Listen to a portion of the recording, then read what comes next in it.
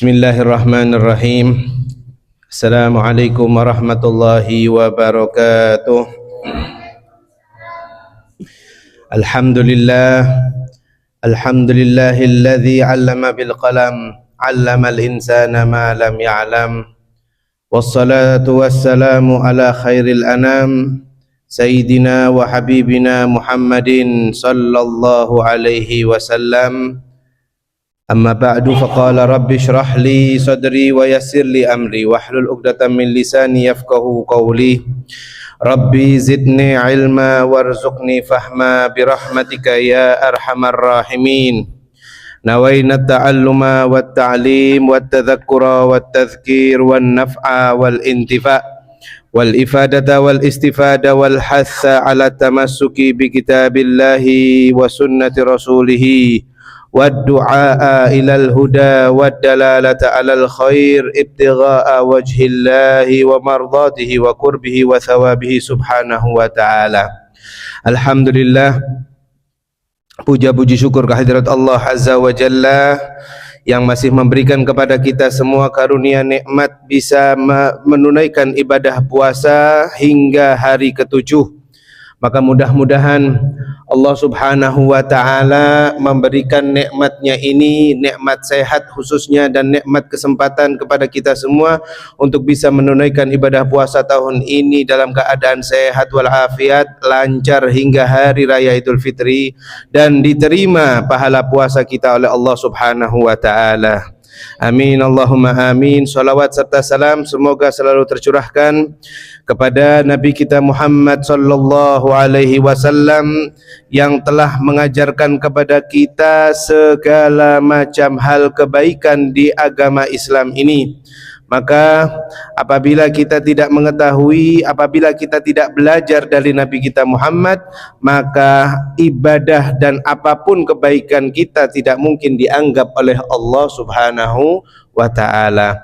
Maka dari itu seluruh pahala itu mengalir kepada seorang yang pertama kali berbuat baik di muka bumi ini.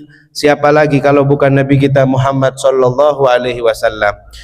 Ibadah kita, solat kita, ngaji Quran kita, ngaji kitab kita, amalan baik kita, sodakoh kita, zakat kita, pahalanya akan mengalir ke kedua orang tua kita yang pertama, kedua kepada guru-guru kita, ketiga kepada guru-gurunya guru kita, keempat terus guru-guru hingga berjumpa pahala itu terakhir sampai ke Nabi kita Muhammad sallallahu alaihi wasallam.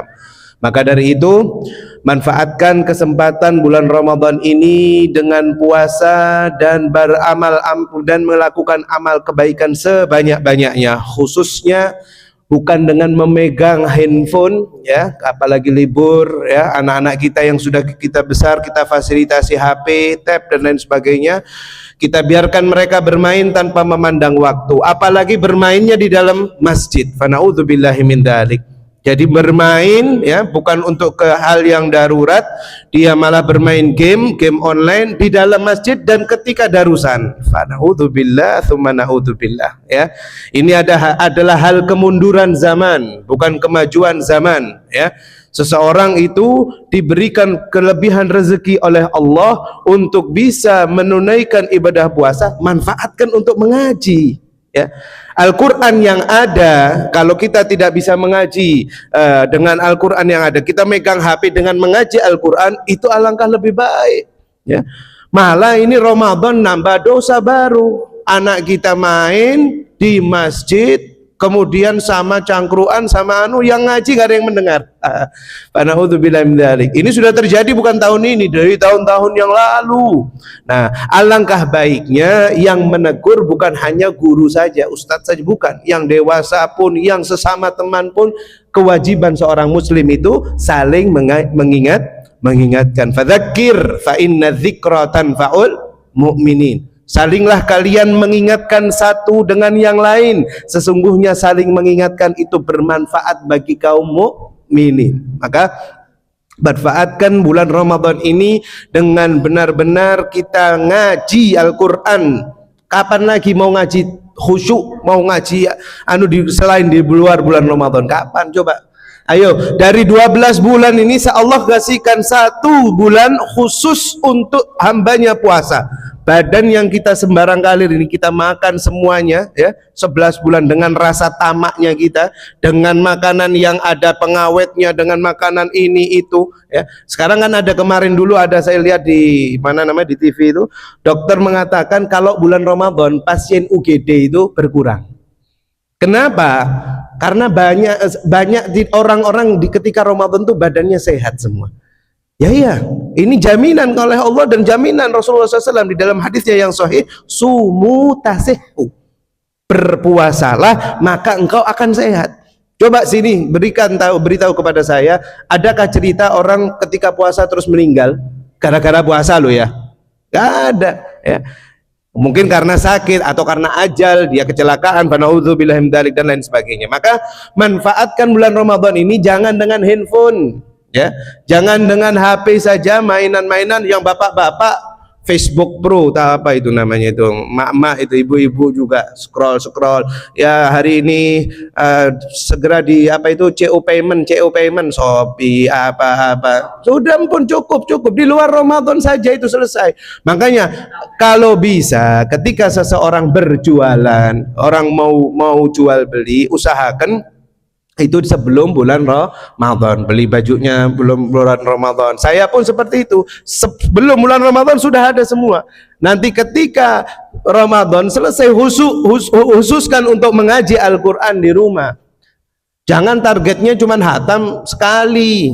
Di luar Ramadan mustahil, jarang orang bisa ngaji, bener-bener ngaji, kecuali khususnya itu ketika datang bulan Ramadan. Ayo kita manfaatkan di hari ke-7 ini, kita benar-benar ya kurangi main handphone kita ya. Mari tingkatkan mengaji Al-Qur'an kita ya. Sesungguhnya orang-orang ahli Quran itu pertama kali orang merasakan nikmatnya Al-Qur'an dia yang ketika di alam kuburnya. Alam barzakh itu Pak, nah ada listrik atau tidak?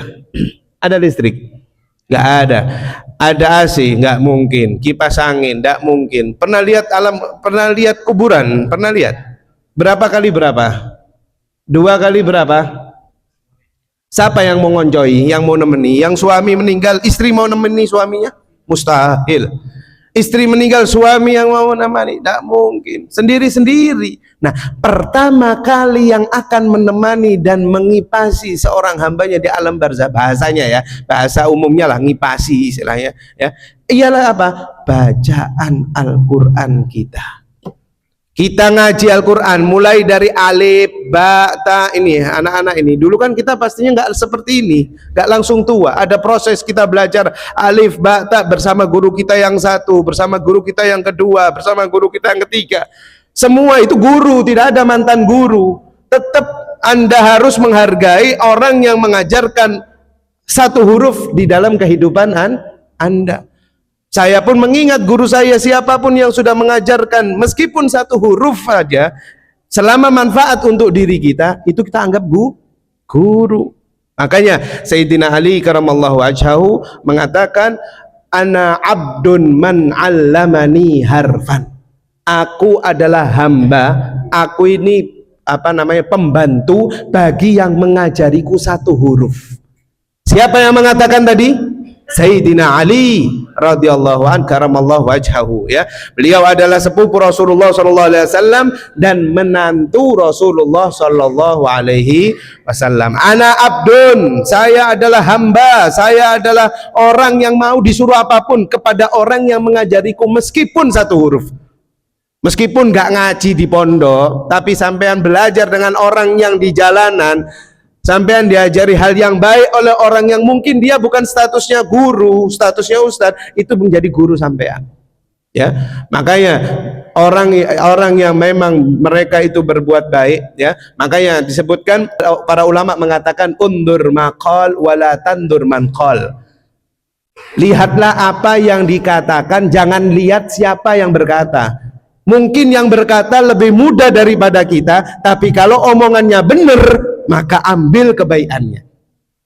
Jadi Orang-orang dahulu, para ulama-ulama terdahulu itu mereka ketika menghadapi bulan Ramadan itu nikmat. Karena apa? Hubungannya sudah antara masjid dengan Al-Quran. Ya, jadi kalau sudah dengan Al-Quran dia enak. Kalau seseorang sudah melihat Al-Quran ngaji, meskipun dia masih terbata-bata, ngajinya masih Bismillahirrahmanirrahim, orangnya besar, tua, tapi ngajinya masih gak apa-apa. Itu lebih baik 1000 kali daripada orang yang tidak mengaji sama sekali. Ambil Al-Quran, gak bisa baca bahasa Arabnya, lihat huruf Latinnya, latihan. Gak bisa huruf Latinnya, cari informasi terjemahannya. Ada apa ini? Surat Al-Baqarah ini surat apa? Al-Imran ini surat apa? Dan lain sebagainya. Maka dari itu, mari manfaatkan. Sekarang kita di hari ke-7 bulan Ramadan, ya. Manfaatkan yang sudah hatam sekali, barakallah, antum termasuk orang-orang pilihan Allah, antum termasuk orang-orang yang sudah nyicil celengan untuk menerangi kuburan Anda, ya. Jadi habis gini setelah 7 makin cepat ini. Masuk ke hari 10, masuk ke hari 14, masuk ke hari 20, masuk ke selesai Ramadan. Mau nunggu tahun depan? Iya kalau panjang umur. Kalau enggak, ya, maka manfaatkan dengan sebaik-baiknya. Jangan sampai dunia melalaikan kita. Bayangkan Bapak, dunia ini, percaya Anda ya, dunia ini kecil atau tidak? Kecil kan? Singkat, ya enggak? Kita puasa berapa jam? Puasa berapa jam hari ini? Dari jam 4.15 sampai jam 6, ya, ambillah 12 jam. Dari 12 jam itu kira-kira setelah azan sampean tambah 12 menit, kenyang atau enggak sampean? Langsung kenyang enggak? Dengan minum, makan kurma, gorengan, lep, langsung war kan? Mau makan nasi, aduh, terlalu kenyang, ya kan? 12 jam dibandingkan 12 menit, mana yang cepat? Ya 12 menit. Begitu juga dunia. Dunia ini dianggap oleh orang-orang besar apa, padahal hakikatnya di mata Allah dunia hanyalah kecil. Seakan-akan kita makan ini sedikit saja sudah langsung kenyang. Maka orang-orang yang memang berpuasanya bukan karena hal yang kita sebutkan dari sebelumnya, ya, karena malu dilihat orang tidak puasa, ya. Orang yang puasa karena benar-benar karena iman kepada Allah, maka dia akan menikmati pahalanya nanti di hari kiamat. Kemudian juga keutamaan yang kedua sebagai penghapus dosa. Man shoma ramadhana imanan wahtisaban ghufira lahu ma taqaddama min dzambi. Keutamaan yang selanjutnya mengalahkan syahwat. Puasa itu mengalahkan syahwat, disebutkan di dalam hadis Nabi Muhammad SAW yang diriwayatkan oleh Imam Bukhari, Imam Ahmad. Ya ma'syarasy syabab, para pemuda, barang siapa yang bisa mampu untuk menikah, maka menikahlah. Apabila kalian belum mampu untuk menikah, tapi syahwatnya bergejolak, maka berpuasa. Fa innahu lahu wija. Sesungguhnya puasa itu perisai atau pemutus syahwatnya. Yang mau menikah, yang belum menikah, belum datang jodohnya, atau yang sudah jadi duda atau janda dan lain sebagainya, belum ada jodohnya, syahwatnya muncul, potong syahwat itu dengan puasa. Ya, bagaimana Ustadz apabila ada orang bulan Ramadan tapi syahwatnya masih liar kepada hal-hal yang buruk? Maka ini sudah termasuk kategori levelnya iblis pun angkat tangan. Kan iblis, setan lagi di kerangkeng, ya, lagi di neraka. Sedangkan dia melakukan keburukan yang lebih daripada iblis, lebih dari setan. Maka dari itu tata cara yang dia harus lakukan ialah puasa. Maka insya Allah syahwat orang apapun itu, ya, bagaimana kalau sudah puasa, ya, hikmahnya apa? Kita merasakan nikmatnya orang yang sedang kelaparan, ya. Alhamdulillah kita nikmat tiap hari ada buka bersama di masjid ini, kita bisa minum, kita bisa makan nasi, kita bisa makan gorengan. Saudara-saudara kita yang sekarang di Palestina sama sekali mereka merasakan apa yang ada, yang air yang namanya air bersih itu sudah bersyukur, ya. Maka jadikan nikmat yang kita nikmati ini menjadi tahadduts. Jangan sampai kita kufur kepada nikmat-nikmat Allah tersebut, ya. Nikmat itu Bagaimana cara kita merasakan nikmat, Bapak hadirin semuanya? Cara orang merasakan nikmat itu apabila nikmatnya sudah dicabut. Setuju atau tidak? Setuju. Ya. Panjenengan sekarang sehat, apa sehat, kuat, anu. Coba pas lagi sakit, langsung astagfirullah, coba ditambah mana ngaji nih, coba tambah baru eling istighfar, coba ditambah nune sholat jamaah nih, ya kan? Berarti nikmat sekarang ini kita nggak mungkin merasakan nikmatnya sehat kecuali kalau sudah sakit. Nikmatnya kita bisa makan, kita mampu untuk beli makan dan lain sebagainya, kita nggak bisa merasakan nikmat, benar-benar nikmat ini dari Allah kecuali kalau sudah kita rasakan dengan cara lapar. Ya. Dan para ulama mengatakan orang itu kalau memang yakin, ya, sedekahnya dia yakin satu sedekah dilipat gandakan 70 kali, maka orang kaya itu, panjenengan jangan heran ada orang kaya semakin kaya semakin kaya semakin kaya. Jangan panjenengan hasut, iri, dengki, jangan.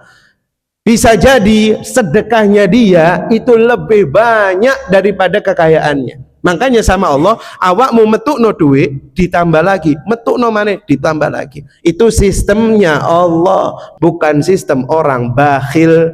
Orang bakhil dia punya 1 juta sing dimetukno nang masjid 1000.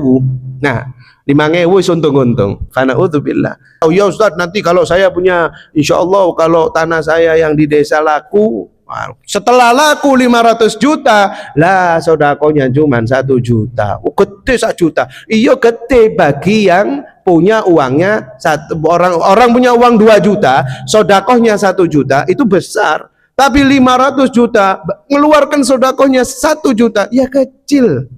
Makanya di dalam Islam ada namanya hitungan zakat. Hitungan zakat berapa?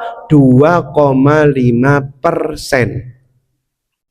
Ada orang-orang yang luar biasa, mereka tidak nunggu zakat setahun sekali, sodakoh loh, sodakoh yang mana waktunya itu setiap saat, dia keluarkan seperti zakat. Kalau Allah 2,5%, aku bersodakoh tak jadi 3%.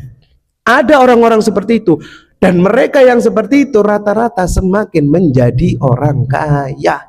Dia punya penghasilan 3 juta, berarti 2,5%-nya berapa? Anggaplah 1 juta wis, jangan dir. Orang punya pendapatan 1 juta, 2,5%-nya berarti 25.000. Itu harta kotornya, harta yang milik orang lain lah. Orang punya 1 juta, dia sodakokan, sodako bukan zakat loh ini. Sodako, dia punya uang setiap dapat 1 juta, dia keluarkan bukan 25.000 lagi, dia keluarkan 100.000. Berarti berapa persen itu? 10%. Nah, orang yang model-model seperti ini, insya Allah disebutkan oleh para ulama semakin kaya, dan kayanya itu rizkinya min haitsu la yahtasib, dari datangnya dari jalan yang tak terduga-duga. Tapi nek wis ape sedekah mikir 50.000, 100.000 iki gede, 150.000 gede. Rezekinya setak di situ-situ aja udah. Berhenti di situ-situ aja. Sesuai takaran, ya. Oh Ustadz, saya belum jadi orang kaya, tapi saya selalu sodako. Lihat berapa banyak, alhamdulillah saya mendapati jamaah-jamaah saya. Mereka hanya jualan biasa-biasa saja, tapi subhanallah umrohnya sudah 2 kali. Nah, sekarang ngapunten, mohon maaf, yang kaya-kaya umrohnya sudah berapa kali? Nah itu loh, sodakohnya tolong digencarkan lagi, khususnya ketika di dalam bulan Ramadan. Maka mudah-mudahan Allah subhanahu wa ta'ala menerima pahala sodakoh kita, pahala ngaji kita, pahala puasa kita. Amin Allahumma amin. Kemudian keutamaan bulan Ramadan ialah memperbanyak ketaatan, ya.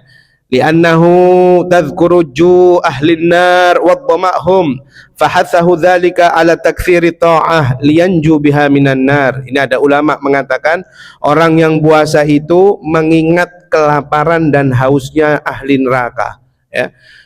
Kita orang-orang yang ketika di dunia ini sabar puasa meskipun kerja kita keras, ya, maka di akhirat kita akan merasakan nikmatnya.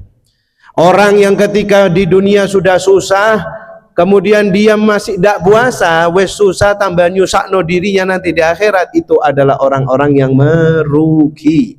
Wes susah ning dunia, ning akhirat pisan susah.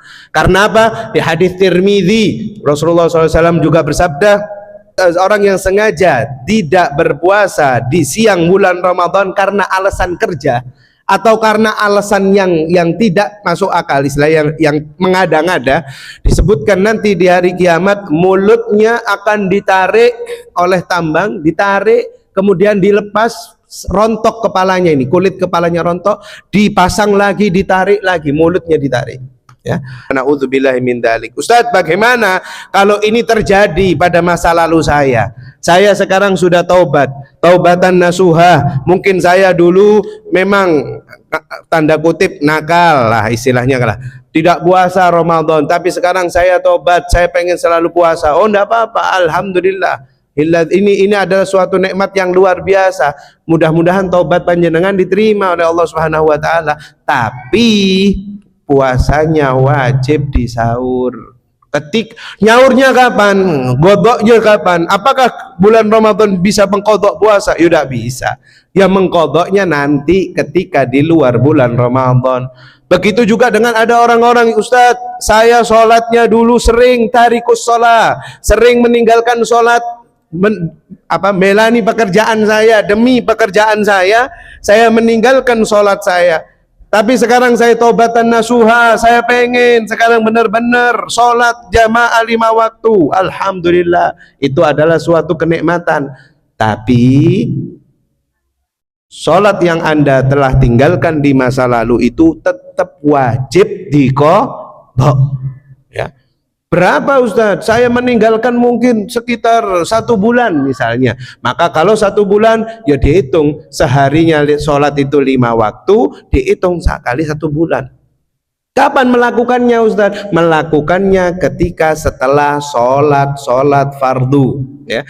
Anda sholat maghrib nanti, setelah sholat maghrib Anda sholat sunnah ba'diyatul maghrib 2 rakaat. Setelah ba'diyatul maghrib Anda mengqadha sholatnya. Sholli fardhu maghribi. Misalnya saya ingat tanggal sekian saya tidak sholat, tanggal sekian tidak sholat. Kalau ada catatannya itu lebih baik, ya. Kemudian setelah dia maghrib dia sholat, usolli fardhu maghribi 3 rakaatin qadhaan lillahi ta'ala, diqadha di sahur. Ustadz, kalau misalnya nggak harus maghrib, bagaimana? Yang saya tinggalkan selalu sholat duhur dan asar, apakah boleh diqadhanya di waktu maghrib? Jawabannya boleh. Anda sholat maghrib berjamaah adaan, kemudian Anda sholat sunnah ba'diyah, lalu kemudian usolli fardhu dhuhri 4 rakaatin qadhaan. Kemudian kalau sudah qadhaan di sahur, kasih catatan di HP atau di kertas, pulpen, centang, alhamdulillah sudah 1 duhur di qadha. Habis gitu mau lanjut sholat asar qadha, setelah duhur qadha, boleh. Selama Anda masih sehat, mumpung ada umur, lanjut qadha semampunya. Ya, gak bisa langsung 1 waktu dicicil. Isya, subuh, waktu duha, habis ba'diyah duhur, habis asar kan tidak ada, ya. Bisa habis subuh juga nggak ada. Jadi usahakan kalau bisa kita meninggal, sebelum meninggal kita sudah bisa mengqadha sholat kita semuanya. Karena apa? Karena disebutkan dalam hadis yang sahih, Nabi kita Muhammad SAW bersabda, semua amal ibadah manusia itu tidak akan dipandang oleh Allah kecuali setelah ibadah sholatnya. Ya, ketika seseorang sudah di dalam alam barzakh, di dalam kuburnya, kemudian ditinggal oleh orang-orang yang menguburkannya, lalu kemudian datanglah malaikat siapa? Mungkar dan nakir. Datang baru sebelum dia mengatakan man rabbuka wa man nabiyuka wa ma dinuka, siapa Tuhanmu, siapa nabimu, apa agamamu, sebelum menanya itu dilihat dulu sholat kenal. Oh benar, berarti kalau sholatnya sudah benar baru ditanya man rabbuka, Allahu rabbi, wa man nabiyuka, Muhammadun nabi, madinuka, Islamu dini, agama Islam adalah agamaku. Nah kalau sudah seperti itu, semua amal ibadah dilihat, semua dicek. Oh ini zakatnya sesuai, oh sodakohnya bagus, oh ini puasa ngajinya seperti ini, oh seperti, cetak dikasih cap, Anda termasuk orang-orang ahli surga. Maka apa? Maka dia menikmati yang namanya nikmat kubur. Orang kalau sudah merasakan nikmat kubur, dia merasakan, apakah ini aku sudah di surga ya Allah? Maka disebutkan, lah ini belum, malaikat mengatakan ini bukan surga, ini baru nikmat kubur. Nikmatilah perbuatan susahmu dulu ketika ibadah di dunia. Engkau tetap menerjang masjid meskipun hujan, meskipun ada badai, mati lampu, tetap engkau datang untuk sholat. Ini nikmatnya. Sekarang engkau rasakan nikmat, dan nanti malaikat meniupkan sangkakala yaumil hisab, Anda akan jalan di sirat dan Anda akan masuk ke dalam surga. Allahumma ja'alna minhum. Mudah-mudahan kita termasuk golongan orang-orang yang dimudahkan dalam masuk surga, meninggal dalam keadaan husnul khatimah, bisa diterima amal baik kita semuanya, amal ibadah kita, amal puasa, amal sedekah, bisa mendidik anak-anak kita semua sehingga mereka bisa menjadikan syafaat kita fi yaumil qiyamah. Amin amin Allahumma amin. Wa ala man salih wa bi kulli niyatin salihah wa ila hadratin nabi sayyidina Muhammadin sallallahu alaihi wasallam. Al-Fatihah. صلوا صلوا صلوا صلوا على محمد نبينا المختار. قل ربي ربي صل صل على